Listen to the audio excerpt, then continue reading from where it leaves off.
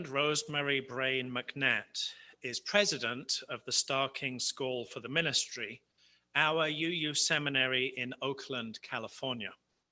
She is the first African-American president of the school in its 118-year history. And some years before she became a minister, McNatt wrote a reflection that began with a couple of questions. Why are we still talking about inclusivity and diversity when we have done so little to make them real? Why are we still looking pained about the lack of diversity in the denomination? Because diversity, inclusivity, is terribly hard, terribly uncomfortable, definitely unsettling, and often quite frustrating. What I know about being inclusive, crossing from one culture to culture, learning the language of diversity, is that it's the work of a lifetime, McNatt continued. It's hard to accept people who are not like you, who don't talk the way you do, or believe the things you believe, or dress or vote as you do. It's even harder to appreciate them for the things about them that are not like you, to find them interesting and fun, to enjoy the learning that's part of the experience, and to acknowledge, finally, that you may have to agree to disagree. The truth is this: if there is no justice, there will be no peace. We can read Thoreau and Emerson to one another, quote Rilke and Alice Walker and Howard Thurman, and think good and noble thoughts about ourselves. But if we cannot bring justice into the small circle of our individual lives, we cannot hope to bring justice to the world. And if we do not bring justice to the world, none of us is safe and none of us will survive.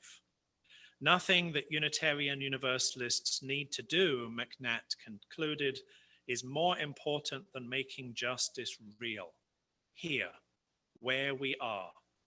Hard as diversity is, it is our most important task. We know it's hard work because we've been trying to do it here. Most recently, we've been trying to do it thanks to a report called Widening the Circle of Concern, and published 2 years ago by the Unitarian Universalist Association's Commission on Institutional Change. That report was the result of 3 years of work by the Commission, during which more than 1,100 UUs participated in individual interviews or focus groups or submitted testimony. There were workshops at UUA General Assemblies, there were surveys, and international consultants were contracted to conduct an audit of the UUA. There were over 650 pages of transcripts and more than 80 hours of audio and video recordings, and all of that intense effort resulted in a report of over 200 pages. I'm giving you all of these numbers not because there will be a test later on, but because I want to impress upon you that the Commission's report, Widening the Circle of Concern, was the result of sustained work that was wide and deep, bringing together literally 1,000 different perspectives on the issues of, as McNatt named them, inclusivity and diversity in Unitarian Universalism. Widening the Circle of Concern makes 117 recommendations, the clear majority of which are about the UUA itself, or the UUA's regions, or how General Assembly is organized, or how UU seminaries train ministers, or how UU social justice organizations operate. What's also clear is that a number of these recommendations have implications for UU congregations, even individual UUs. Not, I want to stress, by telling any of us what to do, but by giving us fresh ways to look at ourselves and think about what we do. Then what we do with what we learn is up to us. Of course, going through a 200-page report with over 100 recommendations and figuring it all out is hardly a simple task.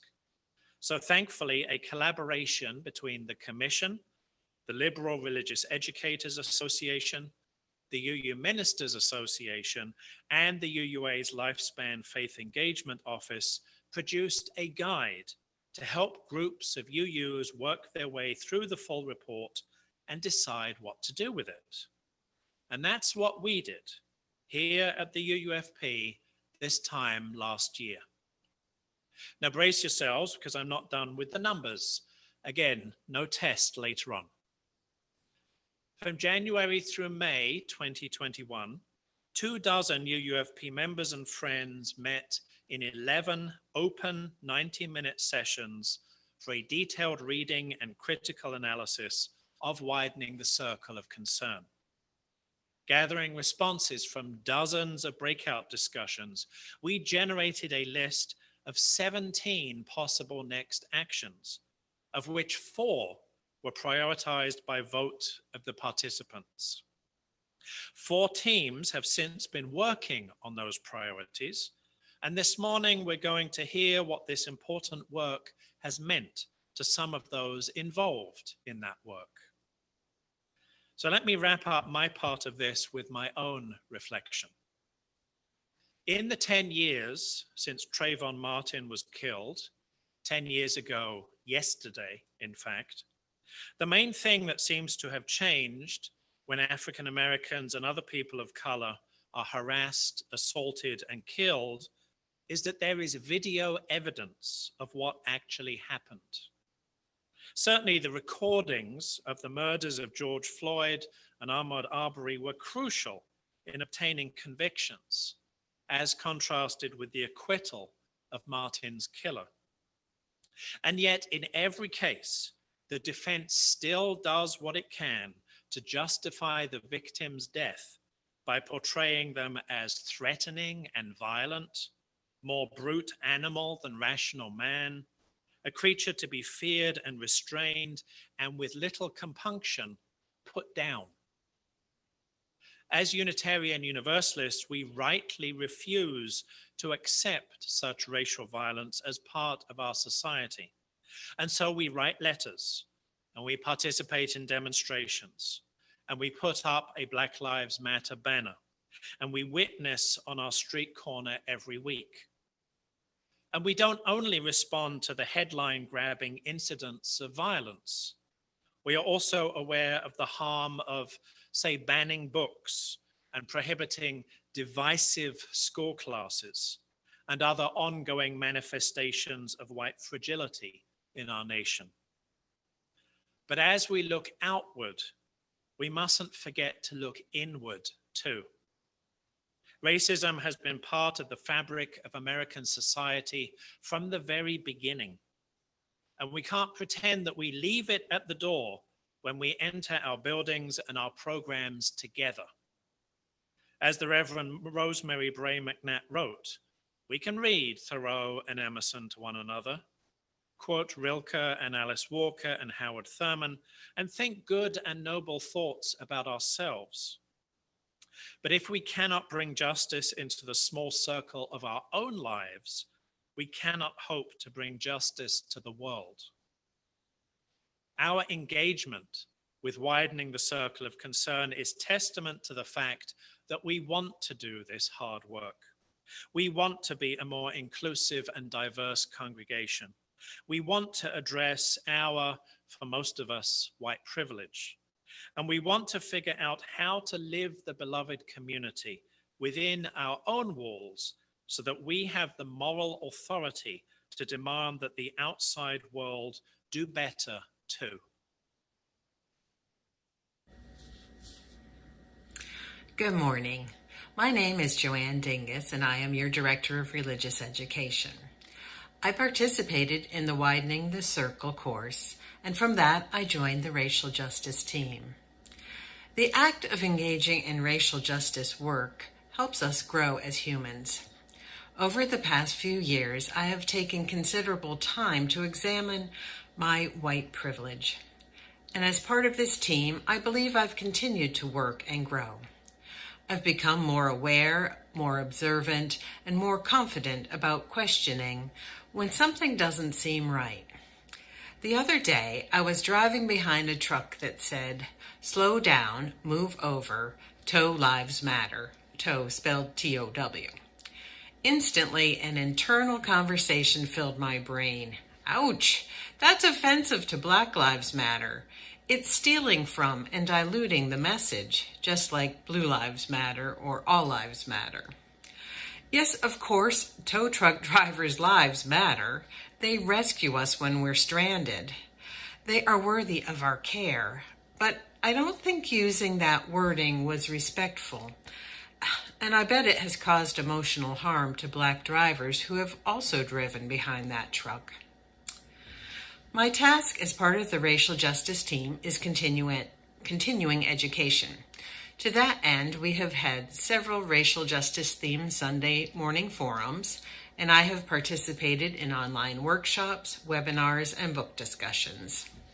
As a longtime religious educator, I find that one of the best ways to educate is through story. One story that often comes up is about assumed identity or stereotyping. It goes like this. A Black person is in a restaurant, a store, or a hotel, and a white person assumes the Black person is the hired help and starts asking them to do things for them.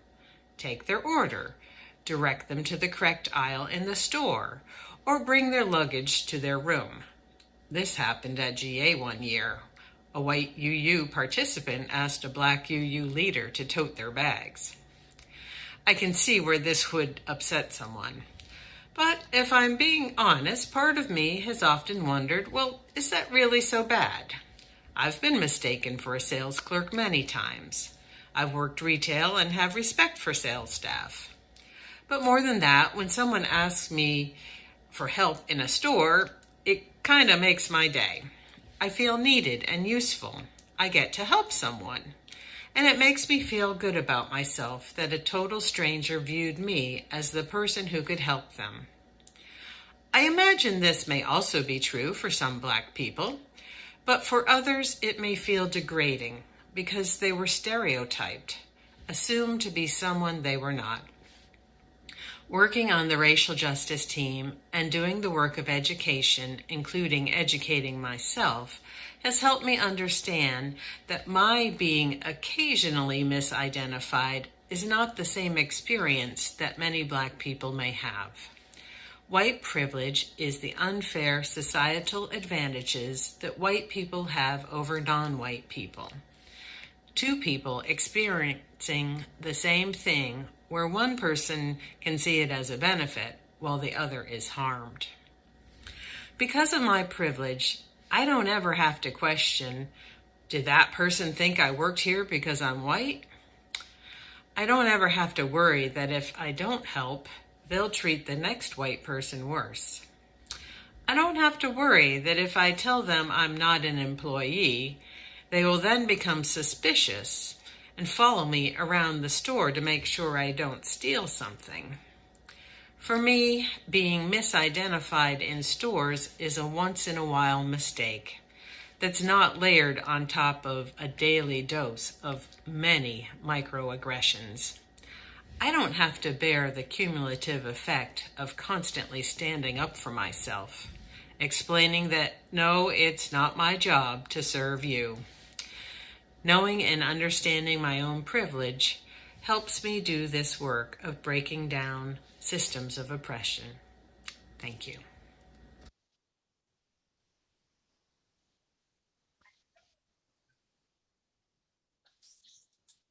Thank you, Rev Andrew, for this opportunity to speak about the work I'm doing with the UUFP's racial justice team.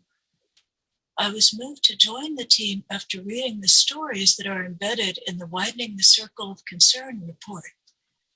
These stories, presented in the report by avatars, represent the daily experiences of the people who produced it, the members of the UUA's Commission on Institutional Change. We discovered that these UUs, people of color and members of other minority groups were expected to forgive and forget numerous slights and apparently unintentional insults. For example, one Black UU minister wrote of how white colleagues argued that they knew more about the experience of racism and oppression than I did, since they marched with the Reverend Dr. Martin Luther King Jr., and one had worked with Nelson Mandela. Another writer noticed that whenever any question about people of color came up, I was the one everybody turned to look at. I'm Indian. I started examining my own behavior, hoping that I had never said or done anything like that. The avatar spoke of how any individual incident could be minimized, both by the person who was subjected to it and the people who witnessed it. However, it was the continuous stream that wore them down. The fact that these kinds of things kept happening, even after the people subjected to them spoke up and explained what they found objectionable, made it obvious that these were not isolated events. The UUs who were speaking and acting in hurtful ways didn't look like racist. They didn't have Confederate flags mounted on their trucks and had never expressed sympathy with the KKK. As UUs, they tended to be political progressives. The hurtful actions and statements seemed to be the product of deeply buried, subconscious attitudes. Like most white UUs, I had been repelled by the concept of white supremacy, especially when I heard it applied to a set of beliefs I might unconsciously share. Eventually, I came to realize that the concept of white supremacy isn't personal. It's about a collection of submerged attitudes that we as white people inherit. These submerged attitudes are reinforced by institutions that play a role in keeping white people and people of color apart.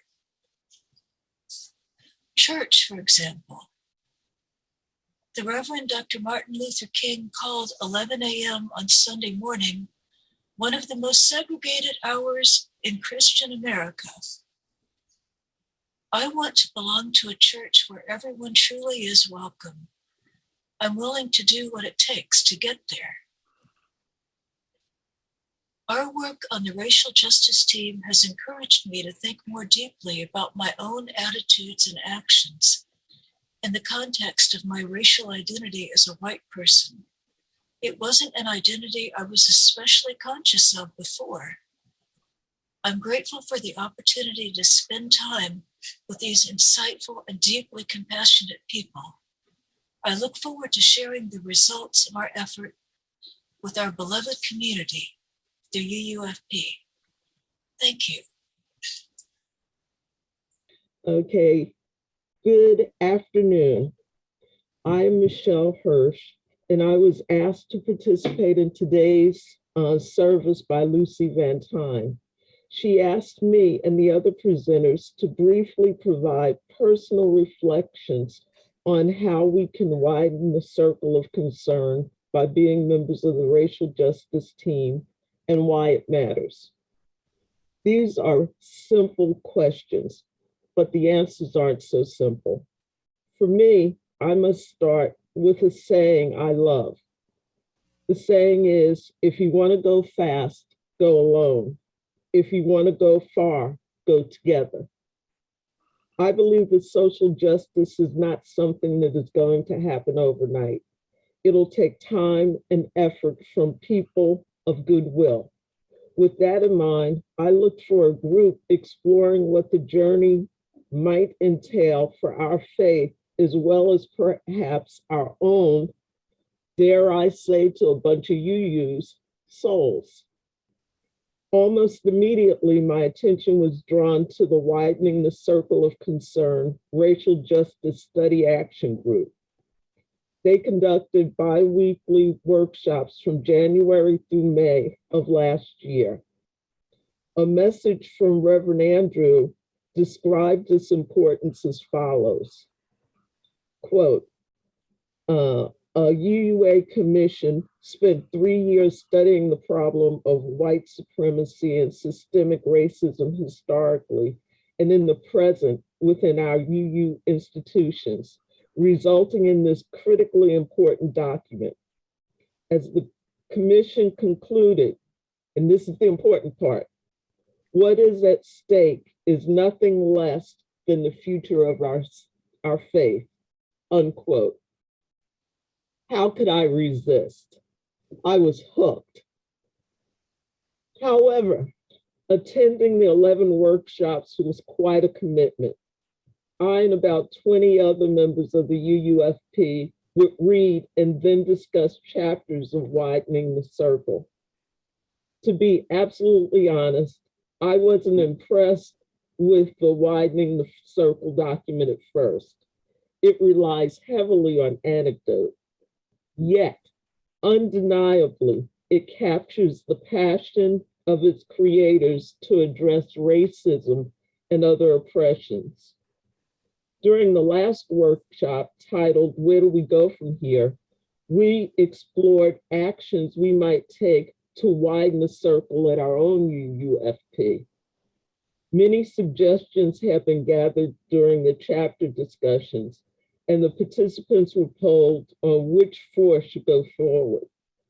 Ultimately, with Lucy Van Tyne as our leader, or should I say cat wrangler, our study group, action group chose 4 actions consisting of develop educational programs on anti-racism, work toward adopting an 8th principle, create a UU 101 class, explaining congressional polity, covenant history and principles, and collaborate with racially and culturally diverse churches and organizations.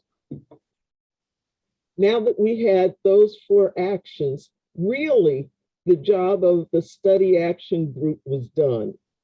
But the question became, who would work with Lucy to carry out these actions? To work that effort, some of us were reconstituted to be the racial justice team that is part of Robin Van Tyne's Social and Environmental Justice Committee. I don't know what got into me. After 40 years of working as a civil servant with the Army, you'd think I had learned the first rule, which is never volunteer. However, I did volunteer and am now leading the folks looking to partner with more diverse churches and organizations on the Peninsula. Our group consists of Rev Andrew, Harriet Zenas, Mason Mosley, and myself.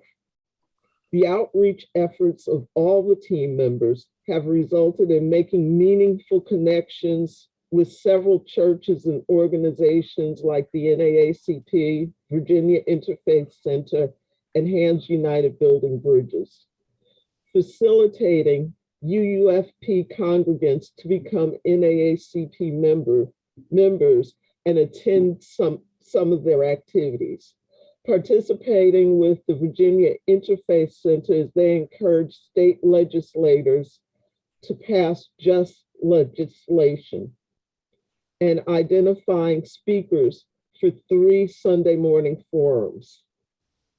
Now, in addition to these products of our efforts, I am also happy about the process Lucy uses to run the racial justice team. Although we are grouped based on those 4 actions, we still work as a unified team. For example, Joanne Dingus coordinated with the NAACP and Virginia Interfaith Center to conduct the Sunday forums, even though she's part of other teams. I feel we work together because of our covenant, which begins, we commit ourselves to this important work that our faith calls us to do together.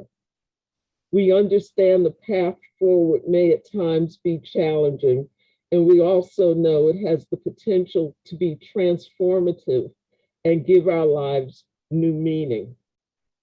When I look back to the original goal of going far, I can't imagine going on this journey with a better group of people. Morning to you. And what's going on? As you've heard, I'm Mason Mosley, at least the first name. What I appreciated about widening the circle of concern was the in-depth, detailed reasoning for why we, as Unitarian Universalists, are the inheritors of a rich religious history to do this work. As Patricia and I came to UU back a while ago, we were introduced to the Black Concerns Working Group at a district meeting by Leon Spencer. Then we were intimately involved with the name change effort of the then Thomas Jefferson District. Then there was Jubilee training. UUs have long been involved in the struggle for racial justice, including this congregation's history. We have our controversies if we have stumbled or not taken action as well. I attended the 2020 virtual UU General Assembly. This is our annual denominational gathering where the Widening the Circle of Concern report was presented and explored. Also, this was just a month after George Floyd's murder. And I've come to appreciate how there have been so many murders of innocents. These two occurrences reinforce my main objective over the last several years, that is to be more involved with Black and Brown people.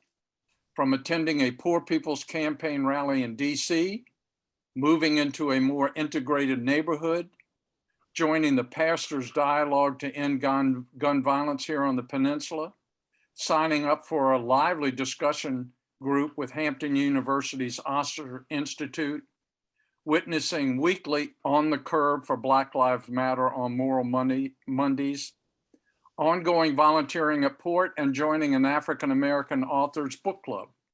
I now have a much richer set of experiences, viewpoints, and friends to draw on. Rev Andrew's sermons and the whole Sunday morning experience, forum, and services have been expanding and seeing and hearing minority points of view. I serve on a racial justice task force subcommittee looking into partnering with a Black church led by Michelle Hirsch, who's doing an absolutely fabulous job of keeping us busy and making us look good, as you've just heard. Widening the circle of concern has given me an understanding of why racial justice work continues to be necessary and has led to new initiatives being undertaken. There is much to reflect on in the report. I am particularly guided by these words from the section on theology.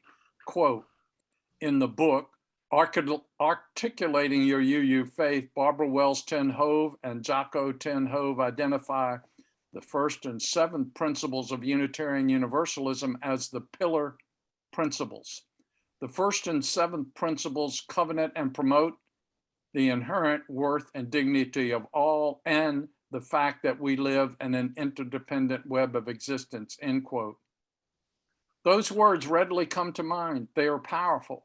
Reading and studying the report and discussions in the workshops have only reinforced the need to look beyond my individual circumstance. Oh, these are such interesting times. Look how much there is to learn as the majority of view, usually the victors' view of history, is being peeled away to give us a more nuanced view of how our country's history has included genocide, codified exclusions, Jim Crow after an all too brief period of Reconstruction, the Civil War, which reverberates today, and our history of enslavement. I seek to be a part of a more humane, equitable, sustainable future. Widening the circle of concern is not the first step, it is the latest step. It is a wake-up step in detail and call to action. We have been doing this work and know its importance. In the middle of a global pandemic, out of denominational failures, a new expanded path has been offered. Preparing this piece today has taken me back into studying the report. It is online at uua.org. Please take a look and then get in touch with Lucy Van Tine, Chair of the Racial Justice Task Force, if you feel moved to be part of this effort to live up to our UU principles in the community. Thank you.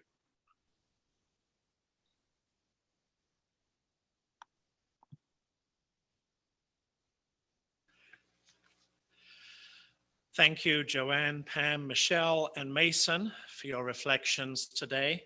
Thank you for sharing your stories of personal growth, greater awareness, willingness to change, mutual partnership, engagement with history and theology, and commitment to widen the circle.